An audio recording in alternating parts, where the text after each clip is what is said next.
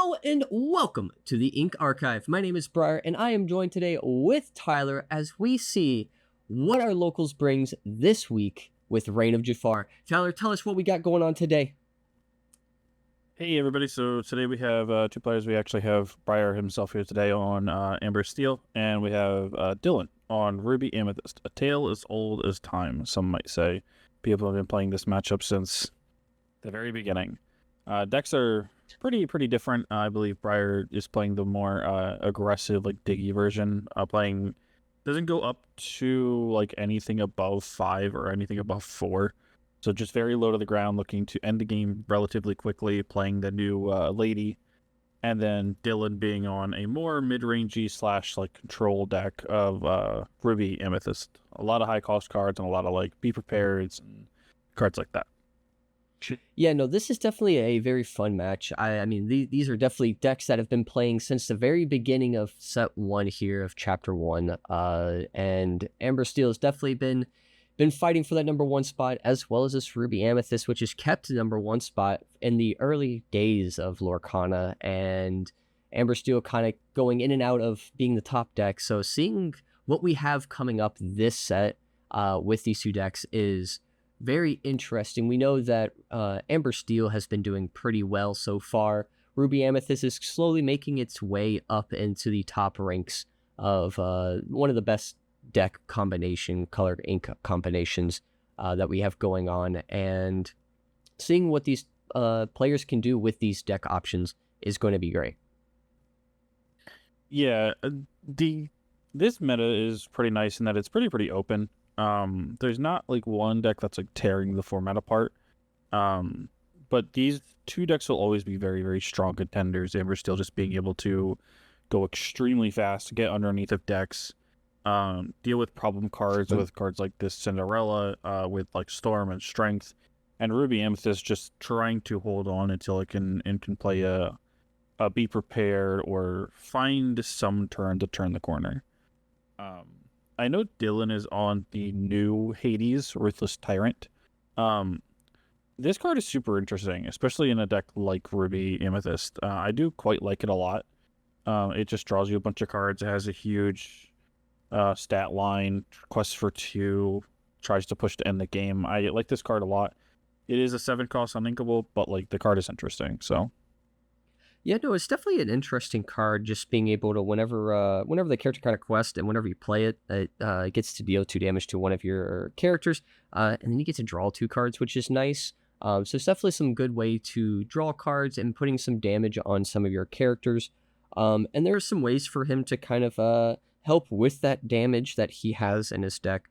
And some of it he just kind of doesn't really care too much. I mean, he is playing this everybody's got a weakness action here that lets you move 1 damage from each of your characters, and then you get to draw cards, which is nice. So it helps kind of clear off some board and clear off some damage off your characters, which is good. But of course, we see Briar here having 5 characters on board. We see a lady, we see Rhino, we see a Daisy, and then we see this lady who then gets to play this Piglet pirate captain. So we can have our characters here quest for a bunch of 1 turn. Yeah, this is a pretty strong start. The one notable thing is he has to be a little bit careful here because he's only got 1 card in his hand here. And nothing can really take advantage of this Rapunzel except for this Daisy. And Dylan does have a way to just take it out immediately. It won't be the number 1 target, I don't think, but it'll be pretty close.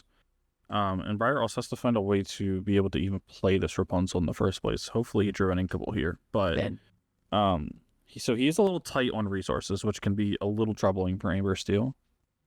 Yeah, it looks like Briar did draw a Lawrence in hand, because it looks like he has Lawrence and a Rapunzel, so he can either ink this Lawrence and then play this Rapunzel, or he could probably even just play this Lawrence and hopefully get this Lawrence down to kind of help him even Rapunzel the Lawrence next turn, which is an option. It's kind of debated to see what he can do here, but he definitely can see he can quest for quite a bit this turn, depending on if he wants to quest with this Daisy or not going into... he might even challenge into this Chernobog followers here just so he can get that damage to draw the cards. Yeah, he's got 2... I mean, they're very simple lines. He's got 2 lines to either play... Oh, he had a Zeus. not a No, never Lawrence. mind. It was not a Lawrence. It was a Oh, Zeus. Okay. yeah. Glare there, playing tricks on the mind here. Yeah, so he couldn't play the Rapunzel no matter what, which is interesting. Revealing a Dragonfire off the Daisy, which is actually kind of nice. I know it's a one-of Dragonfire in the deck, not a card that Dylan really wants to be casting or playing in this matchup, but it could help with all these ready characters that Briar could be playing. Yeah, definitely. Getting rid of action is definitely really great here. But we do get to see Dylan knocking out this Piglet with the Chernobog followers here. And we do have this Ursula. It does have Challenger on it, so it can take out some of these other characters. And we have Peter Pan giving your evasive characters rush. So he can swing into some other characters here too, which is great. Yeah, Dylan's is in a pretty decent spot. If I'm Dylan here, I do want to take this Rhino out with this Peter Pan. I mean, the Cinderella's a good option too. They're both scary cards. I think I want to take Rhino out there because the shift is really, really scary. But also I know Dylan doesn't want to get got by this Cinderella singing a song and starting to letting Briar really, really turn the corner and just keep pressure up. Yeah, no, definitely. And we see Briar kind of just top decking into a lady here, which doesn't get the effect and kind of makes Briar here not really wanting to play anything, quest out for anything, because he's just going to lose his characters here next turn if he did quest with anything. So he's just going to try to reserve here and try to keep his character safe for as long as he can until he can knows to quest out everything and get as most lore out if he can out of it without being punished. Yeah, this is a tough spot for the Ember Steel. He really needs to find Doc, Rapunzel. The Zeus is nice getting rid of this Genie. It'll slow down Dylan quite a bit. But he's having a tough time finding a spot to really quest freely. Yeah, and we see Daisy questing and revealing a Elsa 5th Spirit off the top of the deck. So that's going to be a little rough here for Briar because he knows it's going to probably come down and exert one of his characters. And he would rather have that Lady quest at least because that would be the one that he does target with Elsa. And he does, as we see, quest with the Lady and the Daisy and leaving Rhino ready just in case if we do get that shift coming out. Yeah. We know that Dylan has the Elsa in his hand, but I think the Moana is just a little bit like he doesn't need to play the Elsa. He can wait and get something that is a little bit more valuable than just getting this Rhino. So I think it's smart to just hold on to it and just keep pressure up with something like this Moana. Yeah, no, definitely keeping up with having that Moana was definitely the best choice here because you could see there was really no reason to play the Elsa, and now this is definitely a good option to play the Elsa since he does have this Daisy and the Moana can definitely challenge into it here and not worry anything about that character not even getting to quest at all. So which is great. And as you see that's exactly what happened. Elsa just being played here, taking out that Daisy with the Moana, and then having his other characters here quest, and then the Chernobog followers just drawing cards here because that's what it does best. Comes down quest and then gets you to draw your card. Yeah, this is looking pretty dire for right there's the Doc. That's good to see. And I think he found the shift target for that Rhino finally. Yeah, it looks like that we do have the shift for Rhino and a Cinderella that he drew from this doc, and debating on what we want to play here. And we do see the Cinderella come down, holding on to this Rhino to see if maybe it might be something useful next turn, but not really sure what we can do here. Because we do get, I mean, the Cindy is not a bad option because he might be able to grab a song off the top of the deck because he still has 8 songs that Cindy can sing. And to basically remove some of these characters off the board with. So it's not a bad option, but definitely that Rhino would have been a good option as well. It might be worth it just to play the Rhino as is without shifting it. Because it does quest for another 2, and Briar is just looking to end the game. If he does that, he gets to go to 17 on a turn. So he's just looking to close the game. but I think he's starting to run out of time, as Dylan does have game in 2 turns. Yeah, and we see Dylan here playing down a fox, a Madam M fox, that then picks up one of these Elsa Fifth Spirits from the field back into the hand so he can replay it next turn. And we see Briar, of course, shifting into Rhino and then getting to play another dock here to draw 2 more cards. And we see him grab both Rhinos. We didn't see grab the 1-cost Rhino and our Shift Rhino, which is great to see here to kind of refill the hand. But definitely looking at this board, you see that there's that Elsa that he has his hand, trying to figure out how can we get around it, because there's not really an easy way here to deal with that Elsa and having a Fox and a Moana that gets attacked pretty much for 4 and gets to put some damage onto this Rhino so that something else can take it out as well. I think at this point, Briar should just be looking to quest, honestly. Let it be on Dylan to figure out how to end this game. At this point, if he has like a goat plus Fox, and actually I just looked at the list now. He's not even on goats. So like he doesn't have a way to end the game. Oh, he has Pirate's Life. If he has a Pirate's Life, then like sure. Briar could delay a turn by attacking something with this Rhino, but I don't know how interested he is in doing it. Yeah, we see Rhino coming down here, picking out one of his characters to -1 strength, and we see Doc taking out the Ursula because he did get the -1 strength off of it, and Doc taking it out because it did have 1 damage left, and we see Rhino questing for 2 and going to 15 lore, and then seeing Moana now challenging into this Rhino, putting some damage on it, so now it no longer has this resist, and then Elsa just taking it out now. Yeah, the dice on Dylan's side there, I didn't realize that Ursula was at 1. So smart to take it out with the Doc at the very least to keep something on the board here. And another Elsa coming down is pretty brutal here. Yeah, we just see Dylan here with all these Elsas just coming down and just taking out everything. I mean, he did bounce the one back into hand. I think that was the one he did have in this whole time. And now we get to see a library come down on Dylan's side. So he's just going to be able to constantly gain lore. There's not going to be an easy way for Briar to deal with it. And he knows it as he scoops up and goes into game 2 here. Yeah, it was tough. I mean, when you run out of steam like that pretty early in Ember Steel, it can be a little... Rapunzel's one of these cards. It's extremely really good in this deck, but there's also not a lot of things that can like take advantage of. They just don't have big enough booties to hold damage for a turn and let you heal. It's like Smee's okay at it, Lars is okay at it, Daisy's okay at it. Rhino's all right, but I feel like they really target Rhino down, and he never really gets to. I guess Pete is okay too.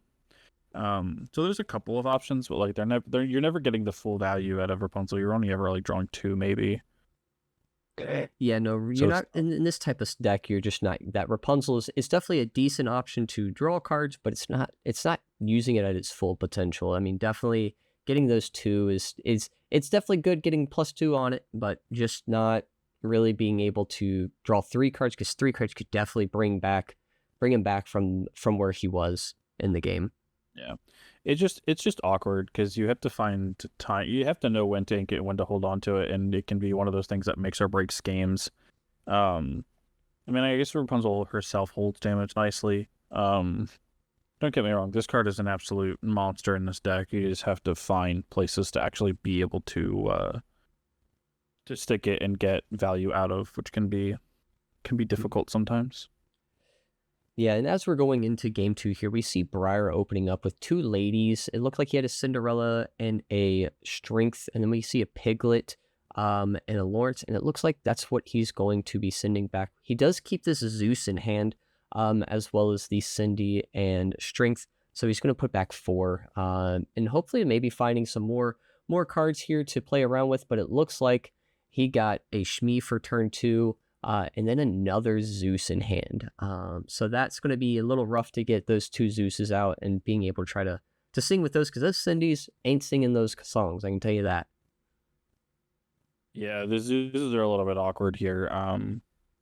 They're very powerful. They're gumming up the uninkables a little bit for Briar at this moment. We'll have to see how Dylan looks to answer this. Yeah, definitely. I didn't get to see what was in Dylan's hand, but it looked like he had some Yeah. decent stuff when I glanced over a little bit here, but I didn't see what fully he had, but we should be seeing it here in a second. Of course, Briar's going first, inking the Rapunzel, and then getting to play the Cinderella. Having these strengths is nice, but he's gonna lose a lot of power after he's got to ink at least one of them, and he's gonna lose a lot of steam after that. Yeah, and he definitely does now because he did draw a Daisy. So he has 3 uninkables in hand and then has this Shmi and the 2 copies of Strength in hand. Now, he could ink the Shmi and then play the Daisy. That is an option, so you can kind of quest with things.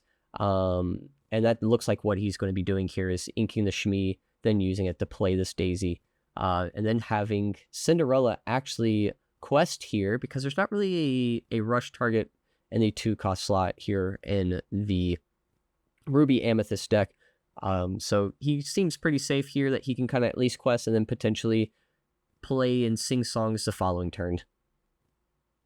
Yeah, he at least gets to protect this Daisy for a turn. With the Cinderella, he can get rid of this Ursula, protect it for another turn, and hopefully get 2 or 3 turns of value out of it without Dylan being able to do too much about it. Yeah, hopefully he just draws another character because he doesn't really have characters in his hand right now. So hopefully he draws one, and it looks like he drew a 3rd Strength. So he is definitely going to be inking one of those Strengths. And trying to figure out how we're going to enter this board now because there's only 2 characters, and he can't really quite deal with this Ursula with that 3 willpower. Yeah, it's a little bit of an awkward position. I mean, he could still take the gamble of questing with Daisy and calling Dylan on a bluff of not having either Crab or Fox, but I think he probably just has to hold on to it for a turn and not do too much. Yeah, and it looks like it's what exactly he does here is just holds on to it, making sure to keep his characters alive, because 3 is definitely a rough spot with a Amethyst deck, because it does have access to Fox and a couple other options, and we do see a Brawl here taking out this Daisy, which is rough, but we did see a Crab that was in Dylan's hand that he did ink, so he did have the Crab in case if that needed to come down. Yeah, I overlooked it when I looked at the list for Brawls. He's on 3 of them, so that was another answer he had to this Daisy, and that was probably the worst case scenario, honestly. Unfortunately for Briar. Yeah, we do get to see Briar play this Zeus to take out this Ursula, and it's not the greatest because we do see a Piglet. He would have liked to have played this Piglet, but getting rid of this Ursula might be the best option here because, as you can see, there's not really much characters on Dylan's field here besides this Diablo, which can't really challenge into anything unless if there's a Crab in hand. But we do get to see this, was Imperial Proclamation, is that right, what it says? Which Yeah. is a very interesting item card. You don't really see this often. It's a 1-cost item whenever one of your characters challenges another character, you can pay 1, and then you get to pay 1 less for like your character. It's not pay 1, but you get to pay 1 less for a character if they challenge into something. So Diablo could just swing into something, make something cheaper, which is great, and makes his higher cost cards that he has in his deck just being able to be playable. Yeah. I think Briar's doing everything he can to hopefully just build a couple characters in his hand and just stall the game a bit. Unfortunately, that's one of the things that Ruby Amethyst also looks to do, and it's typically stronger pushing towards the end game, but he doesn't have a ton of options at the moment, so he's got to try to play to his outs where he can. Yeah, and we see the Cinderella challenging into this Diablo to knock out this Diablo. So he has no characters on board, so like a Fox doesn't come down or anything that can help kind of rush into this Cindy here easily anyway and just be able to stay on board. Of course, now we see friends being played on Dylan, so Dylan gets to draw 2 cards. No characters yet. Inking a shark and then passing here. This is pretty good for Briar. I mean, I know Dylan drew a bunch of cards, but at least he's not putting too much else on the board.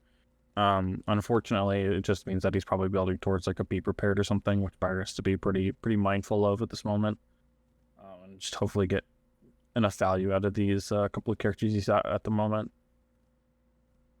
Yeah, and I think that's what I think Briar's kind of thinking here. Do we want to quest and only quest with this Cinderella, or potentially use this Cinderella for next turn? Because he does have options to go for this, or go for a Ursula that has this, or not Ursula, I'm sorry, Elsa that has Rush that can challenge into this Cinderella pretty quickly or easily, and be taken out so he can't sing songs.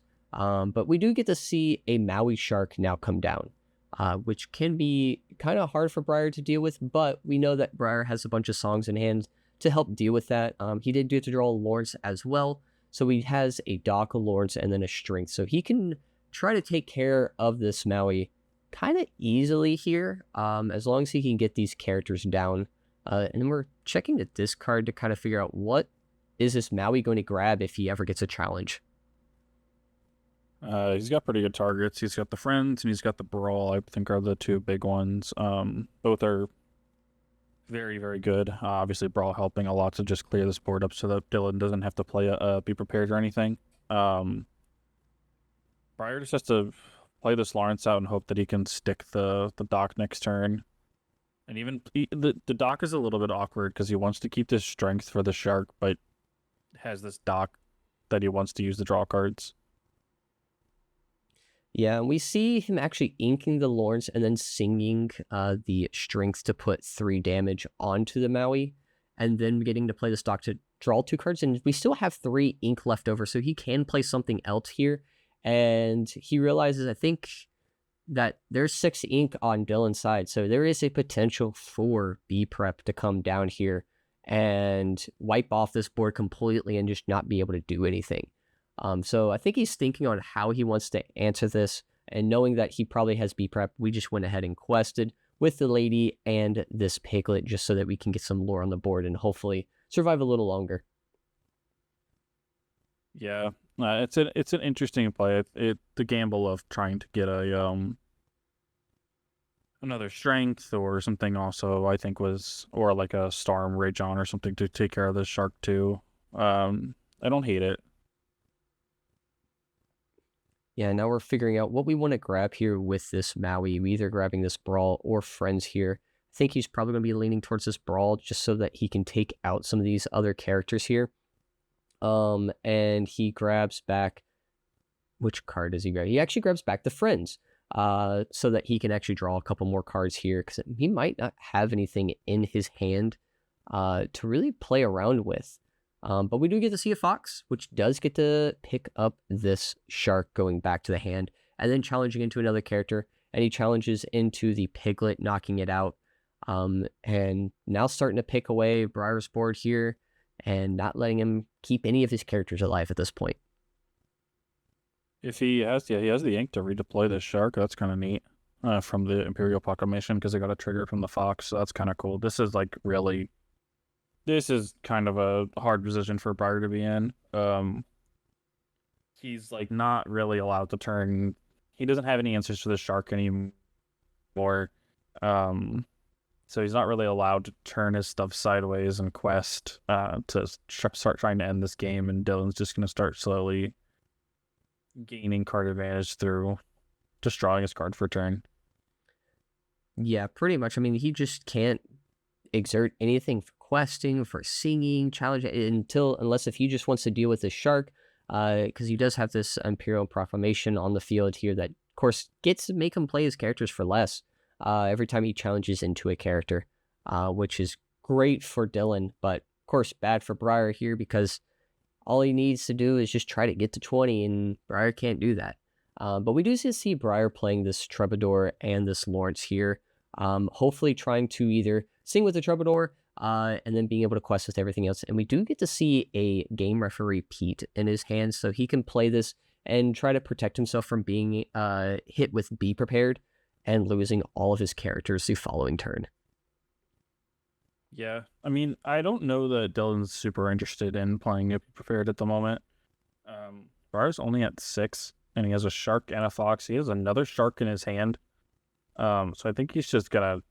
I wouldn't be surprised to see him just deploy the second shark and then sit on it for a while and let Briar kind of do his thing until he needs to be prepared.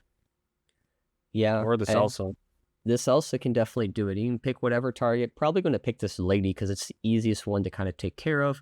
And it's only got 2 willpower. But instead, we do get to pick this Lawrence here and having the Ursula or the Elsa attack into it, dealing 2 damage. And then having the Shark take it out without taking any damage back. And then grabbing this Brawl back to his hand. Yeah, this is pretty scary. I guess they can both sing. I like the idea that he's going for is just he's gonna try and get as many shark triggers as he can. So just giving the opportunity to get back this Brawl to just hopefully play it a bunch is nice. Yeah, and it looks like in Dylan's hand, he does actually have a Be Prepared and a Shark in hand. I can't see the other 2. The Friends, I think, is the other one, and then, of course, Brawl. So, yeah, so he has quite a bit of cards in hand here, as we see, and he is going to play the Brawl to take care of the lady, so it only leaves the Troubadour and the Dock in the field here for Briar, and then having this Fox quest being 6-6, lure total tied here, and seeing what's going to happen this following turn, because we do know that he has a B prep and a Friends on the other side in his hand. This Briar just drew a Rapunzel, but unfortunately, either everything's evasive or has too much power or too much strength to get value out of them. And that's what I was saying earlier. Like, this Rapunzel is nice, but it so happens that like every time you go to try and play it or work around it, your opponent just has so many evasives or so many things with like a ton of strength that you just can't get any like good value out of it. Yeah, definitely. And we do get to see this Hades now being played here, and being able to, when it gets played, of course, dealing that 2 damage to the Shark to draw 2 cards. So this helps Dylan get some cards in his hand to help kind of get out of this Friends and the B prep in his hand, because there was a Pete being played. So he can't really play actions to help draw cards, but we know that he can definitely quest now with all these characters that he has in the field now. Yeah, I mean, this Hades really starts to help him start to close the game, which is nice. He's going to be able to draw a bunch of cards off of it. Maybe turn in this Fox for 2 cards too. I don't hate the idea that this Fox isn't really doing a ton anymore. Not that Briar's going to do much about it either right at this moment. So he can either try to get to 2 cards or quest with it. I think both options are perfectly fine. Yeah, definitely. And we see Briar still not questing here, just trying to keep his characters upright and protected so they don't get challenged by the Shark or any of his other characters at all at this point. I wouldn't be surprised to see Dylan quest with this Hades and put 2 more damage on the Shark just to draw a couple of cards. Yeah, and of course, now we get to see this library being played from Dylan, so he can gain some passive lore in the turn, and then we get to see a second Shark here, and then we get to quest out, putting 2 damage on the other Shark here, and then drawing 2 cards. So Dylan has definitely got some stuff here on the board. Yeah, I think I would have liked to see Dylan just quest with the Hades first, and put that 2 damage on the Shark, and then see what he draws, and see if he can sing like Pirate's Life with this other Shark or Friends. But Briar giving it up knows he's kind of in a tough spot. No cards in his hand, no way to really draw cards, and can't do anything about all these evasives and a lot of strength characters. Yeah, no, I mean, there's definitely was a bunch of characters, and especially with 2 Sharks and then a library on the field, that's going to be extremely hard to deal with in the version of Ember Steel that he has, because there's not really a lot of easy ways to get those off the board. I mean, yeah, he has his songs, but when you see all your songs early game and you're not able to remove them easily, it was kind of rough for him. Yeah. And that was definitely a rough spot, and knew, hey, it's over when it's over, and he knew it. Yeah.